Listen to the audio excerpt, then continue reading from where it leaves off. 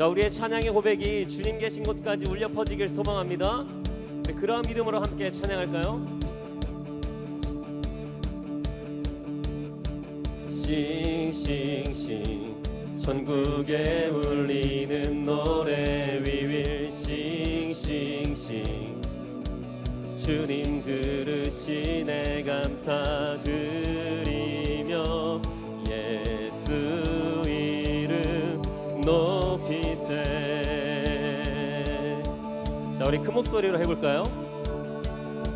싱싱싱 전국에 울리는 노래 We will 싱싱싱 주님 들으시네 감사드리며 예수 이름 높이세.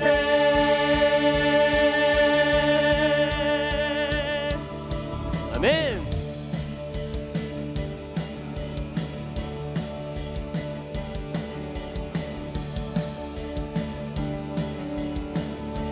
자, 우리 다 함께 찬양합시다. 사랑스러운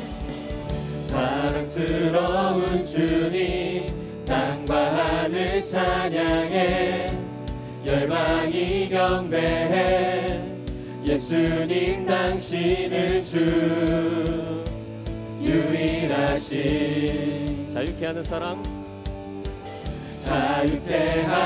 사랑 타오르는 불처럼 인도하시는 빛 예수님 당신은 주 유일하신 삶의 이유.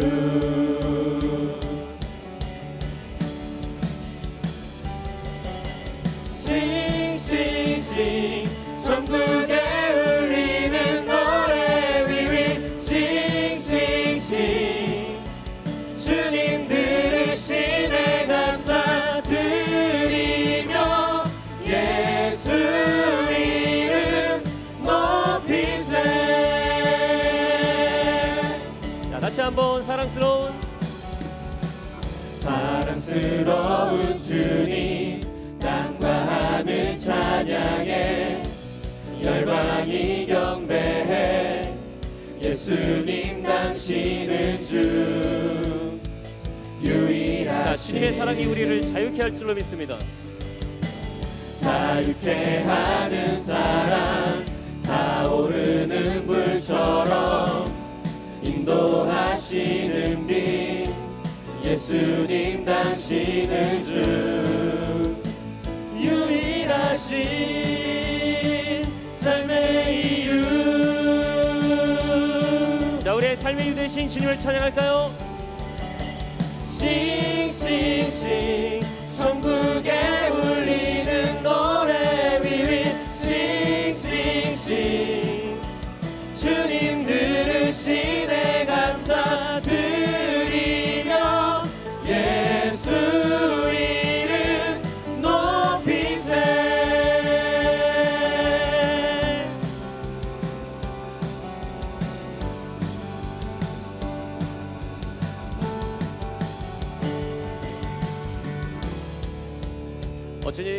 주님을 예배하는 이 시간이 우리에게 참된 기쁨이요 자유의 시간일 줄 믿습니다. 우리 가운데 있는 많은 두려움을 찬양의 고백으로 이겨낼 수 있는 우리 모든 청년 되길 소망합니다. 자, 우리 한번 해볼까요?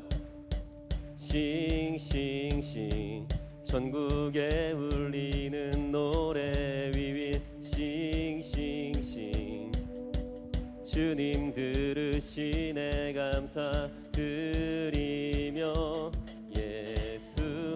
자, 여러분의 목소리로 한번 해볼게요. 자, 주님께서 여러분의 그 고백을 받으실 때까지. 자, 하나 둘 셋 넷 싱싱싱 전국에 울리는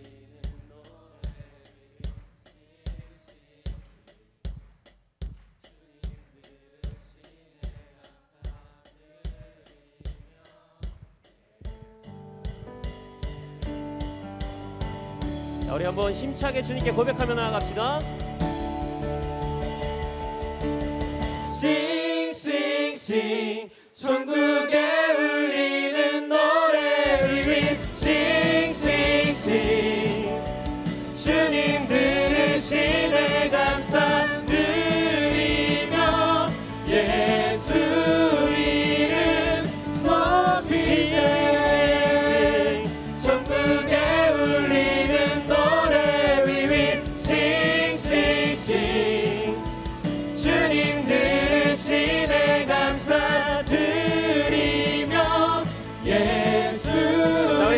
한번 주님께 싱싱싱 천국에 울리는 노래 위위 싱싱싱 주님 들으시네 감사드리며 예수 이름 높이세.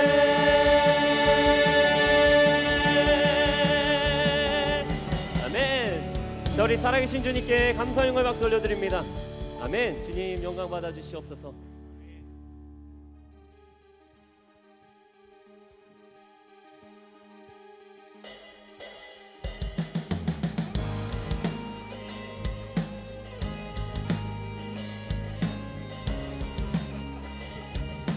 우리의 영적 전쟁 가운데 날마다 함께 하시며 우리를 위해 싸우시는 그 살아계신 주님을 함께 찬양합시다. 구름 타고 오실 분, 구름 타고 오실 분, 모든 나라 절하리.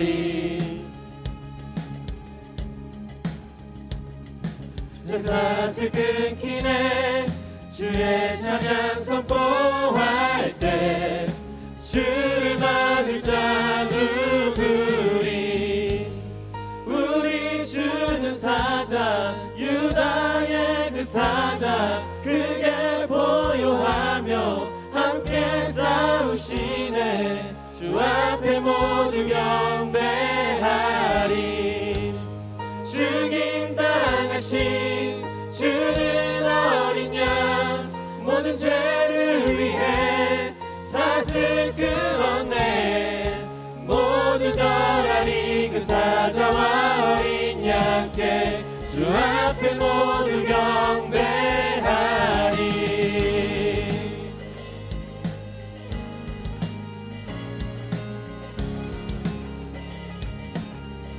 문들을 열어라 문들을 열어라 왕의 왕을 맞이하라.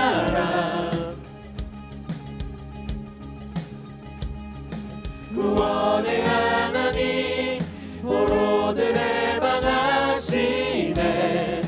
주를 막을 자 누구리. 우리 주는 사자 유다의 그 사자 크게 포효하며 함께 싸우시네. 주 앞에 모두 경배하리.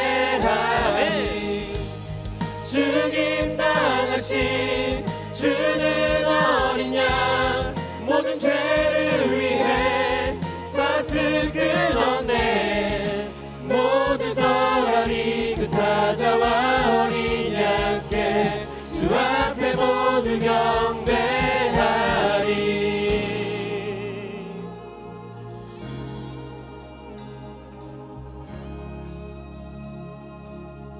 다 함께 주를 막을 자 누구리. 주를 막을 자 누구리. 주를 막을 자 누구리. 주를 막을 자 누구리. 주를 막을 자 누구리. 다시 한번 주를 막을 자. 주를 막을 자 누구리. 주를 막을 자 누구리. 누구도 주님을 막을 수 없습니다. 주를 막을 자 누구리. 누가 막으리.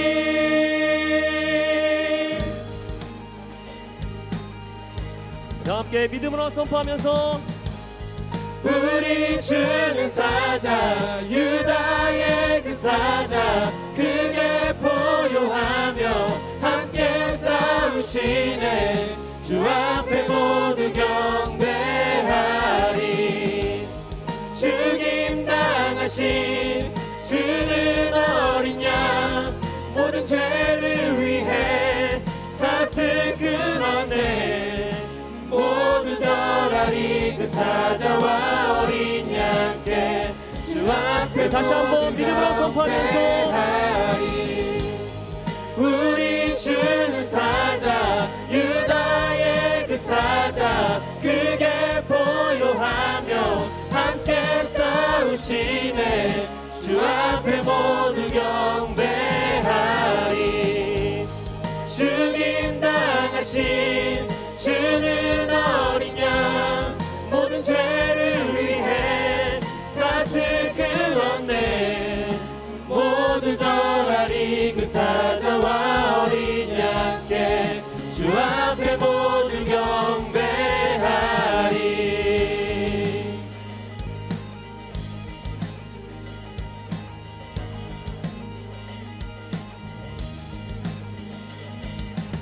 자, 우리를 승리의 길로 인도하시는 주님께 우리 감사의 박수 올려드립니다. 위협이나 위험을 느껴 마음이 불안하고 조심스러운 느낌, 사전은요 이것을 두려움이다라고 정의합니다. 이 시대를 살아가는 우리에게도 현실에 대한 다양한 두려움이 있죠. 뭐 셀 수 없을 정도로 많이 있을 텐데, 두려움은요 나에게 있는 어떤 여유들을 빼앗아갑니다. 마음의 여유든 그게 어떠한 여유든 참 우리를 조급하게 만든다라는 것인데, 무엇인가에 대해 걱정하고 불안하게 하면서 성급하게 반응하도록 우리를 만들어버린다라는 것이죠. 무엇인가에 대해 성급하다는 것은요 곧 우리가 그것을 기다리지 못한다라는 의미를 지니고 있습니다. 그래서 우리는 이 성급한 반응, 기다리지 못함으로 인해 많은 것을 그르칠 때가 있습니다. 우리가 믿음의 삶을 살아가는 데 있어서 겪게 되는 대부분의 실패는요 바로 여기서부터 시작합니다. 하나님의 인도, 그리고 주님의 때, 그분의 방법을 기다리지 못하고 또 다른 선택을 하게 될 때 우리는 실패한다는 것이죠. 성경에 기록된 아브라함의 삶을 한마디로 정리하면요 아마 기다림이다라고 할 수 있을 것입니다. 창세기 12장 2절 말씀에 내가 너로 큰 민족을 이루고 내게 복을 주어 내 이름을 창대하게 하리니 너는 복이 될지라 라고 말씀합니다. 하나님의 약속이 이루어질 것을 기다리는데 이 기다림이 결코 쉽지 않았습니다. 하나님은 약속은 하셨는데 그 시기에 대해서 전혀 말씀하지 않으셨기 때문이라는 거죠. 언제인지, 그 약속이 언제 이루어질지 알고 있다면 아무리 힘들어도 버티고 이를 악물고 어떻게라도 해볼 텐데, 이 무작정의 기다림은요 우리를 너무나 지치게 만듭니다. 하나님의 약속을 의심하게 되고 변화가 없는 현실에 대해 두려워하게 되죠. 분명 약속하셨는데 왜 안 이루어지냐. 오늘 본문 말씀에는 기다리지 못함에 따른 이 아브라함의 두려움에 대하여 기록하고 있습니다. 오늘 본문 말씀 1절을 보게 되면, 이후에 여호와의 말씀이 환상 중에 아브라함에게 임하여 이르시되 아브라함아 두려워하지 말라. 나는 내 방패요 너의 지극히 큰 상급이니라. 아브라함이 지금 두려워하고 있다라는 것이죠. 어떤 현실적인 문제 앞에 놓여 있다라는 겁니다. 오늘 본문을 보면 어떻게 시작하느냐, 이후에라고 시작합니다. 이후에. 그럼 이전에 어떤 일이 있었다라는 그런 의미인데, 우리가 본문 바로 앞장인 창세기 14장을 보게 되면요 아브라함의 조카 롯이 그돌라오멜 왕에게 재산을 빼앗기고 포로로 잡혀가게 됩니다. 이에 아브라함은 자신의 가문에 속한 사병 318명을 이끌고 이 그돌라오멜의 4개국 연합국가와 싸우고 결국에는 승리해서 롯을 구출하게 됩니다. 잘 훈련된 정규 군대를 상대로 이 민간인 318명이 정규군을 상대로 승리했다면 이것은 아마 역사의 길이 남는 놀라운 기념비적인 사건일 겁니다. 이처럼 아브라함은요 하나님의 은혜를 경험했던 사람입니다. 삶의 어떤 위기와 문제 속에서도 주님의 인도하심을 경험했던 그런 사람이죠. 방금 말씀드린 이 4개국의 연합군과의 전쟁도 하나님의 도우심이 없다면 결코 승리할 수 없는 그러한 싸움이었습니다. 그런데 그는 여전히 두려워하고 있다라는 것이죠. 318명의 인원으로 기적적인 승리를 거두었지만 만약 이 4개 나라가 연합해서 나에게 총 공격을 해온다면 내가 이 318명으로 과연 적들을 막아내고 이겨낼 수 있을까? 이러한 두려움이 그 안에 가득 차 있었다라는 겁니다. 이 아브라함의 두려움에는요 인간적인 계산이 존재합니다. 318명의 인원은요 적다라는 거죠. 적들을 막아내기에는 턱없이 부족한 숫자다라는 것입니다. 그런데 한번 생각해 봅시다. 318명으로 승리했던 바로 직전에 있었던 승리는 그렇다면 과연 어떻게 설명할 수 있을까요? 그때도 318명, 지금도 318명, 달라진 게 없습니다. 중요한 것은 아무리 인원이 적고 아무리 나에게 주어진 상황이 열악해도 하나님께서 함께 하시고 하나님께서 도우시고 하나님께서 함께 싸우시면 반드시 이긴다는 거죠. 예나 지금이나 하나님이 함께 하시면 우리는 승리한다는 거예요. 그런데 아브라함은 하나님이 베푸신 은혜를 이 318이라는 숫자와 비례해서 이번에는 괜찮을지, 지난번에는 이겼는데 이번에는 또 이길 수 있을지 이렇게 계산을 하고 있었다라는 것이죠. 여러분, 이것이 우리의 문제입니다. 하나님께서 베푸신 은혜를 은혜로 받아들이지 않고 그것을 하나님의 은혜로 고백하는 것이 아니라 오히려 우리의 기준으로 이게 가능한 일인가? 이번에는 될까? 또 가능한 것일까? 이렇게 계산을 한다라는 거죠. 하나님의 은혜는 결코 우리의 생각으로, 우리의 방법으로, 세상의 어떠한 그 방정식으로 계산할 수 있는 것이 결코 아니라는 것을 우리는 기억해야 합니다. 사사기 7장을 보게 되면 기드온이 이끄는 이스라엘 군사 3만 2천 명이 미디안 군사 13만 5천 명과 싸우기 위해 한 자리에 모이게 됩니다. 3만 2천 명 대 13만 5천 명. 군사의 숫자로 따지면요, 이스라엘에게는 결코 가망이 없는 싸움입니다. 그런데 하나님은 말씀하십니다. 두려워 떠는 자는 지금 당장 이 전쟁터를 떠나라. 지금 한 명이 아쉬운 상황이고 한 명이라도 더 있어야 승산이 조금이라도 올라가는 상황인데 하나님이 이해할 수 없는 명령을 내리셨다라는 거죠. 그래서 3만 2천 명 중에 2만 2천 명이 떠나고 딱 10,000명이 남게 됩니다. 그런데 하나님은 이 10,000명도 많다라는 거예요. 또 떠나라고 말씀하시죠. 그래서 결국에는 3만 2천 명 중에 300명이 남게 됩니다. 수치상으로는 도저히 싸움이 되지 않는 무모한 그러한 결정이죠. 하지만 하나님은 3만 2천 명 중에 300명, 퍼센테이지로 따지면 단 1%의 인원으로 13만 5천 명을 물리치십니다. 열왕기하 6장에는 아람의 군대가 엘리사를 공격하여 그를 둘러싸는 장면이 기록되어 있죠. 심지어 엘리사에게는요, 군인조차 없었습니다. 그냥 민간인이에요. 그런데 엘리사가 어떻게 이야기하느냐? 열왕기하 6장 16절을 보게 되면 대답하되 두려워하지 말라. 우리와 함께한 자가 그들과 함께한 자보다 많으니라. 나에게는 아람의 군대처럼 인간적인 군사도 무기도 없지만 저들보다 훨씬 더 많은 하나님의 군대가 있다라는 것입니다. 그렇기 때문에 결코 두려워할 필요가 없다라는 것이죠. 하나님의 은혜는요, 우리가 보지 못하는 것을 보게 하는 능력을 지니고 있습니다. 사람의 계산으로는 절대 값이 나오지 않는 것을 계산할 수가 있고 사람의 말로는 설명할 수 없는 것이 설명되는 놀라운 능력을 지니고 있죠. 318명이라는 숫자는요, 아브라함이 동원할 수 있는 최대의 인원이었습니다. 그것이 그의 능력의 한계였고 그가 가졌던 조건의 전부였죠.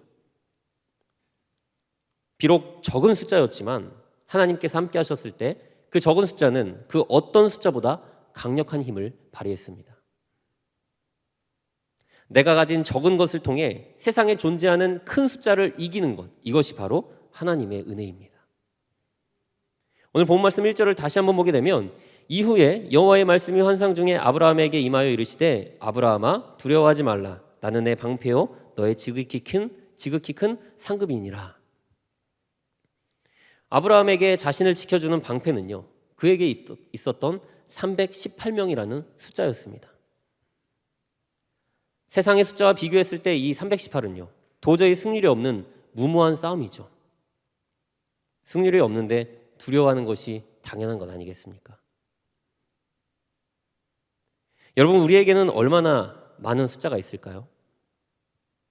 내가 가진 것, 물질, 나의 학점, 나의 어떠한 성공 가도, 내가 소유한 어떠한 것들, 내가 동원할 수 있는 그 숫자, 내가 가진 그 세상의 숫자 과연 얼마나 됩니까?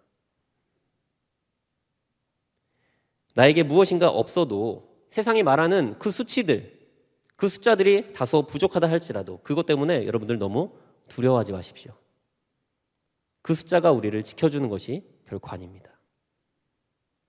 오늘 말씀에 기록된 이 말씀처럼 나의 방패는 오직 하나님이시고요, 나의 상급은 오직 하나님이십니다. 우리가 그 사실을 믿을 때 비로소 우리는 세상의 어떠한 것 앞에서도 두려워하지 않는 담대함을 누리게 된다는 것입니다. 혹시 내가 가진 것이 너무 적다, 너무 부족하다, 남들에 비해 승률이 없다라고 생각하시는 분 계십니까?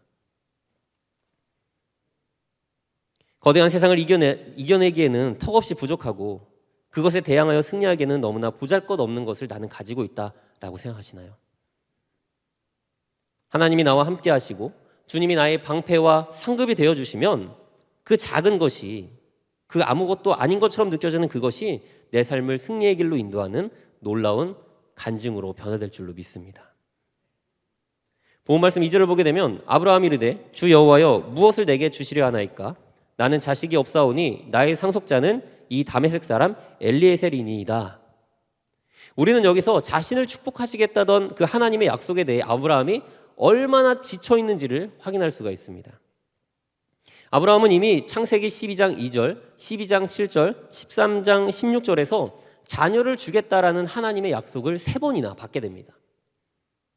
더군다나 그 약속을 받은 지 10년이 지났는데 어떻게 됐느냐? 자녀가 없는 거예요. 10년이 지났거든요. 10년 동안 얼마나 기다렸겠어요? 언제쯤 주시려나? 언제쯤 내 이 상황이 바뀌려나? 언제쯤 내가 이 가문을 이어나갈 축복의 씨앗이 태어날까? 얼마나 기대했고 얼마나 기도하고 있었을까요? 아브라함 입장에서는 야, 내가 이 정도면 그래, 내가 기다릴 만큼 기다렸다라는 생각이 들기에 충분하지 않습니까? 여러분 기다리는 거 어떠세요? 누군가를 기다리는 시간 막 기대되고 설레이고 막 그러십니까? 기약이 없는 기다림은요, 아브라함을 지치게 했습니다. 아무리 기다려도 자녀가 생기지 않자 그는 하나님의 약속에 대해 의심을 품게 되죠. 시간은 많이 지났지만 눈에 보이는 상황은요, 이전과 동일합니다. 없어요. 변화가 없어. 그냥 그대로야. 10년 동안. 그래서 불안하게 되고요. 결국에는 또 다른 대안을 찾게 되는데 그것이 무엇이냐? 자신의 종이었던 엘리에셀이라는 그 종을 자신의 상속자로 세우는 것입니다. 그냥 입양한다고 생각하면 되는 거죠. 아직은 그 약속을 믿고 기다리기는 하지만 그래도 만에 하나, 혹시라도 모르니 나도 만약을 대비할 수 있는 보험 하나쯤은 있어야 한다는 거예요. 그 보험이 바로 엘리에셀이었다라는 것이죠. 이 엘리에셀이라는 이름의 뜻은요, 그 예수님께서 말씀하시죠. 나의 하나님, 나의 하나님. 나의 하나님이라는 뜻이고, 그 에셀이라는 뜻은요, 하나님이 도우셨다, 뭐 이런 뜻이거든요. 그러니까 합치면은 하나님이 도우셨다, 하나님이 이렇게 하셨다라는 그런 의미를 지니고 있습니다. 이 아브라함이 이 엘리에셀의 이름은요, 정말 기가 막히게 잘 지었습니다. 하나님께서 이렇게 하셨다, 하나님께서 도우셨다. 그런데 하나님이 정말 엘리에셀을 아브라함의 상속자로 세우셨습니까? 아니죠. 하나님은 기다리라고 하셨지만 이 아브라함이 자신의 종이었던 엘리에셀을 상속자로 지목한 겁니다. 자신의 작품이에요. 하나님이 도우신 것도 아니고 하나님이 그렇게 하신 것도 아닙니다. 기획도 자기가 했고 섭외도 자기가 했고 대본 썼죠, 주연 맡았죠, 연출까지 다 했습니다. 모든 것이 아브라함에 의해 시작됐고 아브라함의 의도대로 완벽하게 이루어졌습니다. 자신이 원하는 대로 모든 것을 세팅해 놓고 거기에다가 하나님이 도와주셨다, 하나님이 하셨다라고 아주 그럴듯한 이름을 붙여놓고 있는 상황입니다. 아마 아브라함은 자신의 계획에 따라서 이 성장하고 있는 그 엘리에셀의 그 모습을 보면서 스스로 만족감을 느끼고 있었을지도 모릅니다. 잘 커가고 있구만. 때가 되면은 나의 가문을 이어나가겠구만. 나의 방패가 되어주겠지. 나의 상급이 되어주겠지. 바로 그때 하나님께서 나타나셔서 말씀하신다라는 거죠. 아브라함아, 두려워하지 말아라. 내가 너의 방패고 내가 너의 상급이다. 하나님은요, 아브라함이 무엇을 두려워하고 있는지를 이미 다 알고 계신 겁니다. 후손이 없기 때문에, 나를 지켜줄 방패막이가 없기 때문에, 나의 상급이 없기 때문에 그것을 얻기 위해 인간적인 계획을 세우고요, 그것을 내 것으로 만들면서 두려움을 해소하려 했던 것, 하나님은 이미 다 알고 계신 겁니다. 지금 네가 만든 엘리에셀이 방패가 아니다. 내가 너의 방패다. 네가 만든 이 엘리에셀이 너의 상급이 아니라 내가 너의 지극히 큰 상급이다. 어떤 적들이 너를 향해 쳐들어온다 할지라도 내가 전부 막아줄 테니 결코 두려워하지 말아라. 숫자에 연연하지 말아라. 이것이 우리를 향한 하나님의 약속입니다. 오늘을 살아가는 우리의 모습 어떠할까요? 우리 역시 때로는 이 아브라함처럼 하나님의 약속을 믿는다고 이야기는 하지만 혹시나 모를 상황에 대비하여 하나님의 약속이 아닌 또 다른 것을 내 인생의 보험으로 들어놓지 않습니까? 우리가 열심히 기도합니다. 하나님의 때를 기다린다고 하죠. 그런데 그와 동시에 내 삶을 지탱해줄, 어떤 세상의 험한 풍파 속에서 나를 지켜줄 내 인생의 나만의 엘리에셀을 우리가 세울 때가 있습니다. 이것이 나를 지켜주겠지. 내가 이렇게 하면 별 문제 없겠지. 잘 넘어갈 수 있겠지. 성공할 수 있겠지. 여러분, 여러분의 엘리에셀은 과연 무엇입니까? 우리는 어떤 것을 내 삶의 엘리에셀로 정했고 무엇을 엘리에셀로 만들어가고 있습니까? 이거는요, 우리가 정말 진지하게 생각해 봐야 할 문제입니다. 아브라함도 자신이 세운 엘리에셀이 하나님의 약속에 대한 완벽한 대체자가 될 수 없음을 본인 스스로도 알고 있어요. 너무 기다리다 지쳐서 어떤 대책이라도 세워야 할 것 같아서 엘리에셀을 상속자로 세우기는 했지만 그렇다고 해서 그의 마음이 결코 편안했던 것만은 아닙니다. 여전히 하나님에 대한 불만이 있었죠. 그래서 그 불만을 하나님께 얘기하는 겁니다. 하나님, 도대체 무엇을 주신다는 겁니까? 그토록 기다리는데 왜 변화가 없습니까? 왜 자녀를 주지 않으십니까? 내 상속자는 이 엘리에셀입니다. 하나님이 상급을 나에게 주지 않으셨기 때문에 내 스스로가 나의 방패와 상급을 모두 마련해 두었다는 거죠. 내가 이미 선택해 두었고, 내가 이미 결정해 두었고, 내가 이미 다 마련해 두었습니다. 하나님께서는 그냥 결제 서류에 사인만 해주시면 됩니다. 뭐 이런 내용이에요. 하나님이 안 하니까 내가 하고, 하나님이 못하니 내가 한다. 지금 우리의 삶 속에서도 이러한 일이 얼마나 많이 일어나고 있습니까? 기다려야 하는데 그 기다림의 끝에 가장 아름답고 완벽한 것이 우리에게 주어지는 것인데 우리는 그것을 보지 못하고요. 지금 당장 내 눈앞에 있는 것만 바라봅니다. 그래서 무엇인가 끊임없이 만들어 놓고 내가 계획해 놓고 내가 세워 놓고 하나님의 도장을 요구할 때가 있죠. 그러한 모습이 아브라함의 삶 속에 오늘 말씀을 통해 그대로 나타나고 있는 겁니다. 본 말씀 3절을 한번 보게 되면 아브라함이 또 이르되 주께서 내 씨를 주지 아니하셨으니 내 집에서 길린 자가 내 상속자가 될 것이니이다. 아브라함이 지금 이 모든 상황에 대하여 누구의 잘못이라고 이야기하고 있습니까? 하나님께서 약속하신 것을 제때 이루어 주시지 않았기 때문에 내가 어쩔 수 없이 그렇게 했다라는 거예요. 모든 원인을 하나님께 돌리면서 자기 선택에 대해서는 내가 어쩔 수 없었다. 나도 이렇게 할 수밖에 없었다라고 합리화시킨다라는 거죠. 여러분, 하나님은 왜 이렇게 가만히 계셨던 것일까요? 10년 동안. 왜 약속을 이루어 주시지 않으셨고 과연 무엇 때문에 아브라함을 기다리게 만드셨던 걸까요? 그것은요, 아브라함의 힘이 전부 빠질 때까지 오히려 하나님이 기다리고 계셨던 겁니다. 우리는 아브라함의 이야기를 통해 하나님의 약속을 아브라함이 기다린다라고 생각하지만 사실은 그 반대로 하나님이 아브라함을 기다리고 계신 겁니다.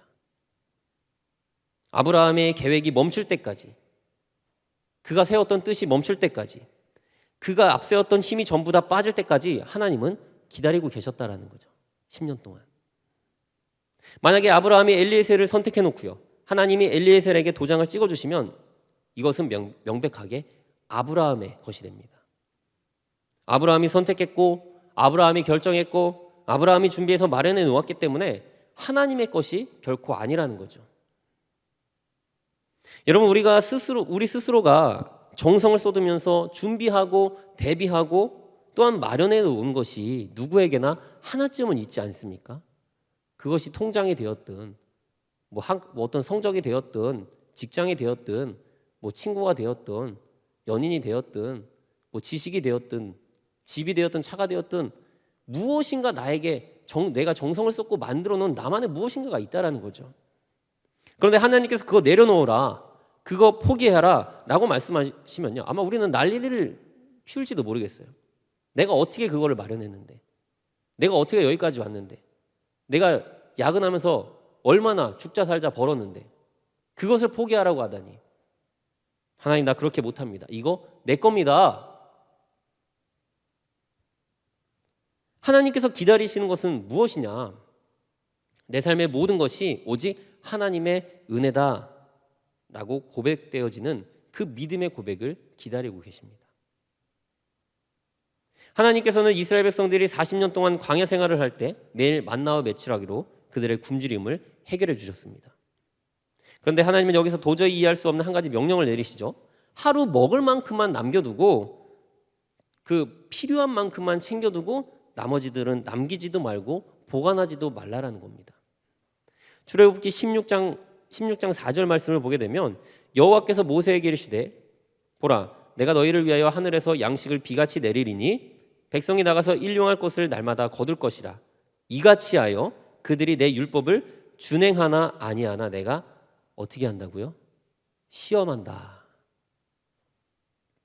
광야 생활하는 이스라엘 백성들의 입장에서는요, 아마 양식이 그 어떠한 것보다 필요했을 겁니다. 양식을 며칠 분량만큼 보관하고 또한 쌓아두기를 원했을지도 모르죠. 그러나 하나님께서는 당신의 백성들이 그들에게 양식을 허락하시는 하나님을 하루하루 날마다 의지하고 있는지를 시험하셨다라는 거예요. 하나님이 아브라함에게 말씀하시죠. 내가 방패다. 내가 상급이야. 우리는 하나님의 손에 들린 상급을 바랍니다. 하나님께서 나에게 무엇을 들고 오시나, 나에게 어떤 것을 주시나, 어떻게 내 기도에 응답하시나 하나님의 손을 뚫어지게 바라봅니다.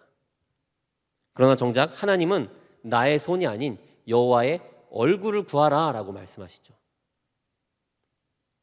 하나님의 손에 들린 것이 아니라 하나님 자신이 상급이기 때문입니다. 저는 이 자리에 계신 우리 청년 여러분들이 하나님의 손이 아니라 하나님의 얼굴을 구하시기를 간절히 축복합니다. 하나님의 손에 들린 것을 구하는 것, 이것을 흔히 기복신앙이라고 이야기하죠. 기복신앙 자체가 나쁜 건 아닙니다.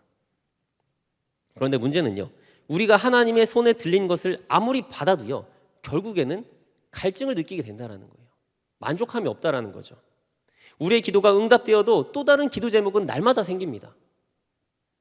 하나님이 주시는 것만을 구하게 되면 그것을 받아도 우리는 어쩔 수 없이 더 큰 것을 요구하게 되고, 하나님의 놀라운 기적을 경험해도 더 큰 기적을 요구하게 된다는 겁니다. 하나님은 그러한 신앙이 아니라 하나님 자체를 추구하는 믿음의 고백을 원하신다는 거죠. 그래서 아브라함에게 내려놓으라라고 말씀하신다는 거예요. 그렇게 붙잡고 있던 엘리에셀, 내려놔. 너의 계획, 너의 뜻, 이제는 내려놔. 내가 나의 것으로 너의 삶을 채워줄 것이다. 그래서 말씀하시죠. 내가 너의 방패다. 내가 너의 상급이다.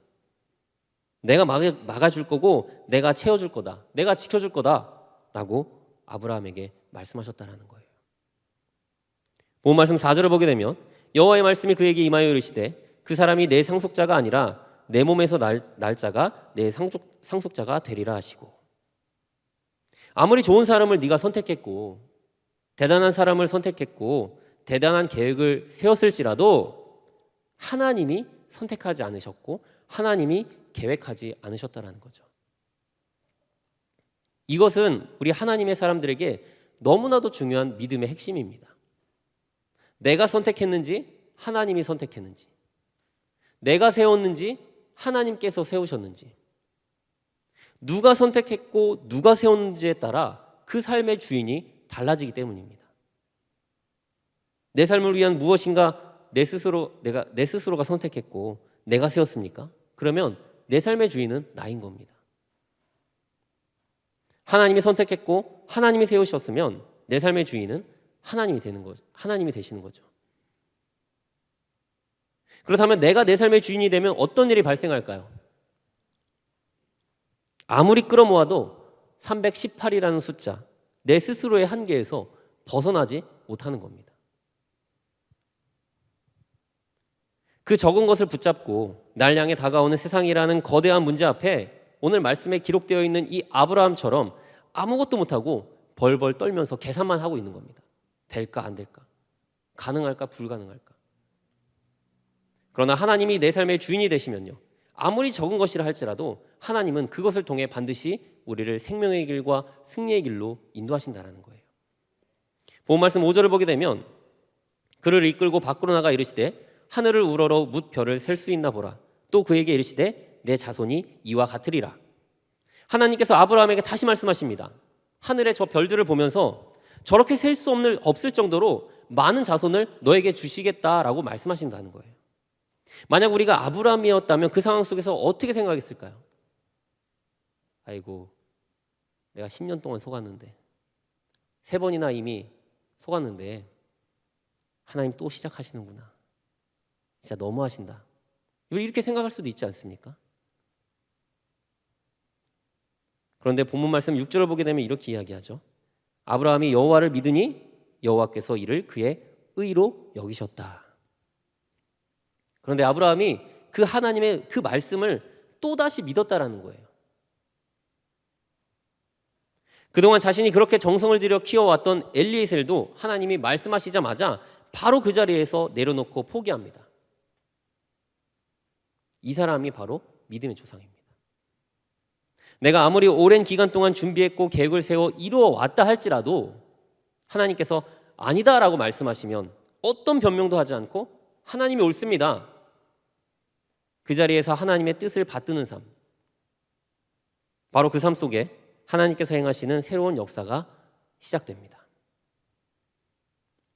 아브라함이 자신의 계획을 내려놓고요, 하나님을 내 삶의 주인으로 인정하는 데에 딱 10년이 걸렸습니다. 이 10년이라는 기간은 하나님께서 주실 응답을 기다렸던 아브라함의 어떤 기다림의 시간이었기도 했겠지만, 반대로요, 하나님에게도 아브라함이 하나님을 자신의 주인으로 인정하는 것을 기다리는 하나님의 기다림의 시간이기도 했습니다. 여러분, 우리가 하나님의 응답을 기다린다고 생각하지만 사실은 하나님께서 우리를 기다리고 계신다라는 것 역시 기억하셔야 합니다. 간절히 기도하지만 아직도 그 기도 응답이 이루어지지 않았습니까? 그렇다면 혹시라도 내 삶 속에 나만의 엘리에셀이 존재하고 있는 것은 아닌지 우리 스스로를 점검해야 합니다.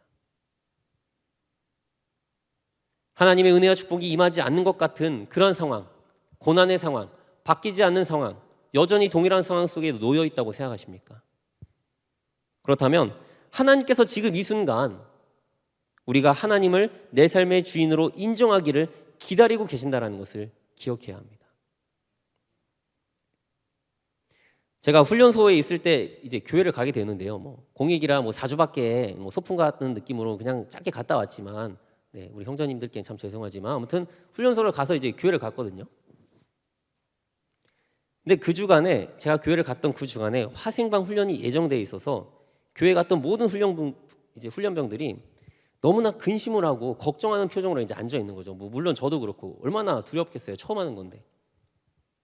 그런데 이 교회에 군목으로 계셨던 목사님이 지금까지 얼마나 많은 훈련병들을 만나봤겠습니까?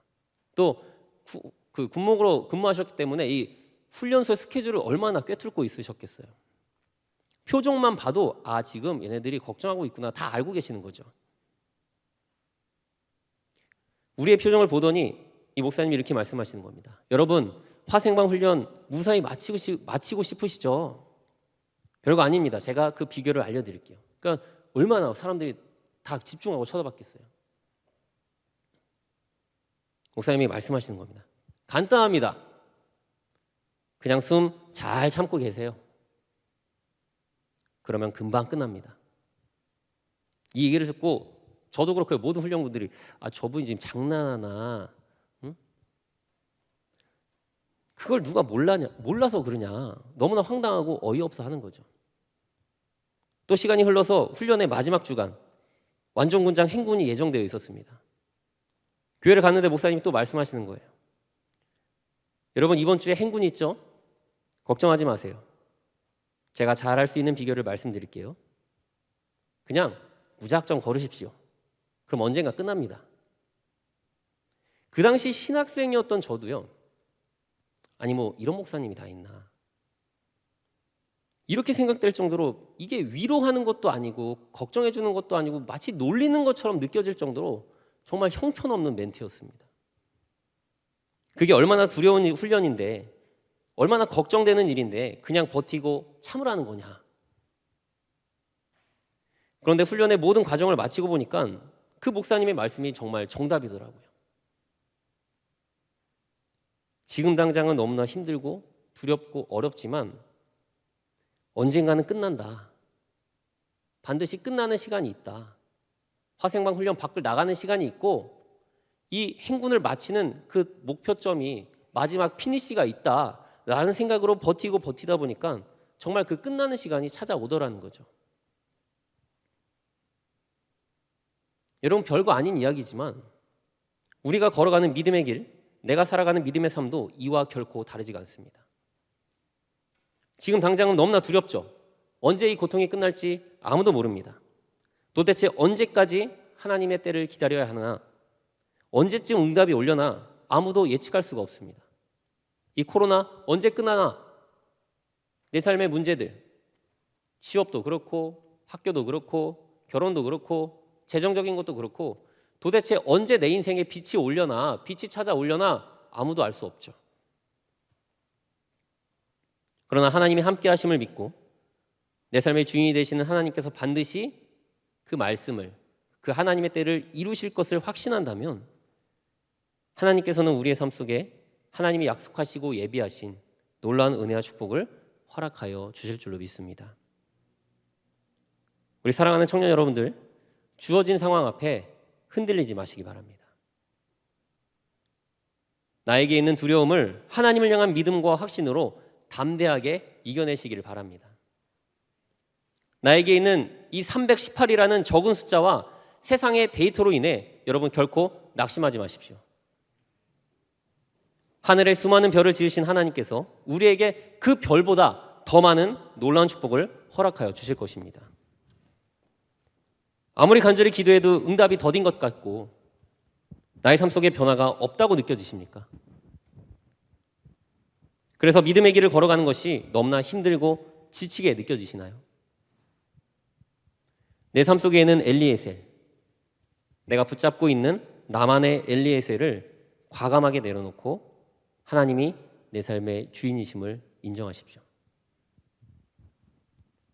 하나님께서 내가 내리는 순종과 그 믿음의 결단을 통해 우리의 삶 가운데 새로운 역사를 이루어 나가실 줄로 믿습니다.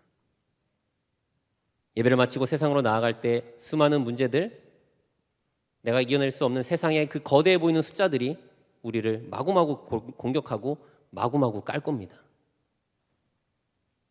그러나 세상의 데이터, 세상의 그 큰 숫자에 결코 쫄지 마십시오.